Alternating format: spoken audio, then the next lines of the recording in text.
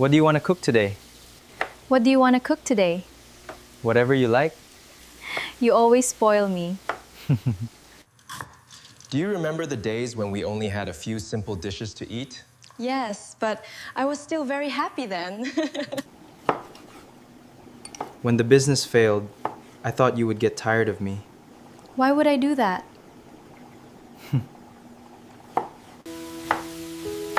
When I lost all my money, I was really scared. I was only afraid you would give up. That afternoon, the gentle late afternoon sunlight streamed through the small kitchen window. A warm golden hue enveloped every corner of the house and the two people who had just weathered a stormy period in their lives. Alex stood at the stove, slowly stirring the food in the pan. Occasionally, he would turn to look at Tuna, who was chopping vegetables beside him. Each time, a slight smile would appear on his lips. It had been a long time since laughter had echoed in this kitchen. And it had been a long time since Alex had felt so lighthearted, just over a year ago. This place had been shrouded in a heavy atmosphere. Unpaid bills piled up on the table. Debt collection calls came day and night.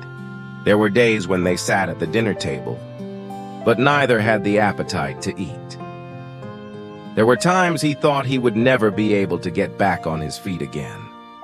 But every time he turned around, he always saw Tuna, not in happy moments, but in the darkest days. That woman never left. She quietly sold off her cherished possessions, quietly cut back on expenses, quietly calculated every penny she had left with him, and most importantly, she never let him face difficulties alone. Alex looked at Tuna one more time. His gaze softened.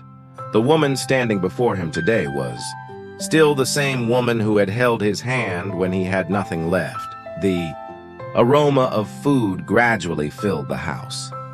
Dinner was served with simple dishes, no gourmet food, no extravagance, only the peace that they had both earned through so many tears. They sat opposite each other outside the window.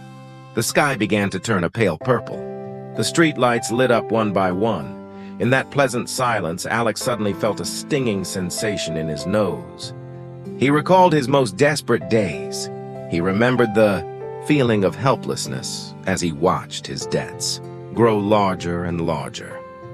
He remembered the sleepless nights. He even remembered the fear that one day Tuna would be too tired and leave him, but that never happened. On the contrary, she was the one who pulled him back from the abyss. She was the one who gave him a reason to keep trying. Alex quietly reached out and took his wife's hand. Her hand was still as warm as ever.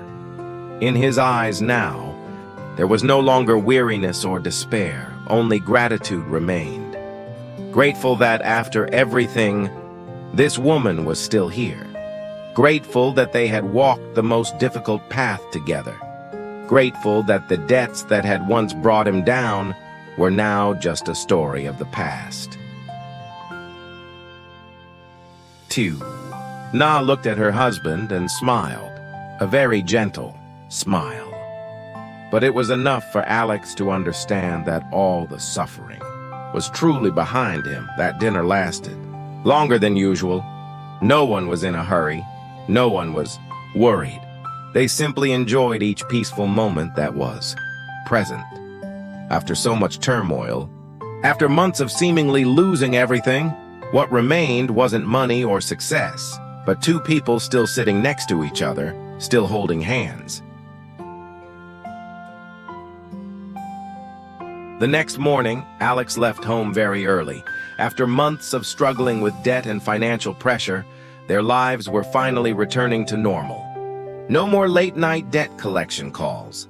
No more sleepless nights filled with worry. Their small house was now filled with laughter again, with the peace they thought they would never find again. But Tuna didn't know that for days. Alex had been carrying a heavy burden of guilt. Henry's second birthday had come and gone while the family was struggling to overcome their difficulties. That day, besides a small cake and a few simple dishes, Alex couldn't prepare any gifts for the boy. That still bothered him. In his heart, Henry had never truly been Tuna's child, and today, he wanted to give Henry a truly special gift. That afternoon, when he returned home, Tuna realized something was amiss. From the trunk of his car, Alex carefully unloaded a red children's electric toy car. In the late afternoon sunlight, the car stood out like a toy straight. Out of every child's dream, that moment brought tears to her eyes, because she understood that this wasn't just a toy. It was love. It was care. It was the heart of a man for a child not related to him by blood. The small house was filled with laughter. When Alex brought the car down, the boy's eyes almost lit up. Henry stood motionless for a few seconds. Then, joyful shouts echoed throughout the house. The boy ran quickly towards the car, his small hands constantly stroking its body as if afraid it would disappear. Children's joy is always so genuine. No need to hide, no need to hold back. Just be happy. Henry's face turned red with laughter. His laughter echoed incessantly as he sat in the car and began to steer. The tiny wheel, Alex walked beside him, slowly, patiently, always, ready to support him. His eyes never left Henry. It was the same look Tuna had seen many times before, an eye full of love, just like a father's eyes. For some reason, tears began to blur her vision. The worries that had weighed heavily on her heart for years suddenly resurfaced.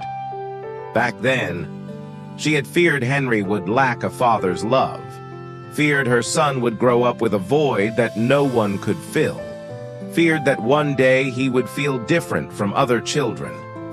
But now, looking at the scene before her, all those fears vanished, because she realized something very simple. True love is never determined by blood ties.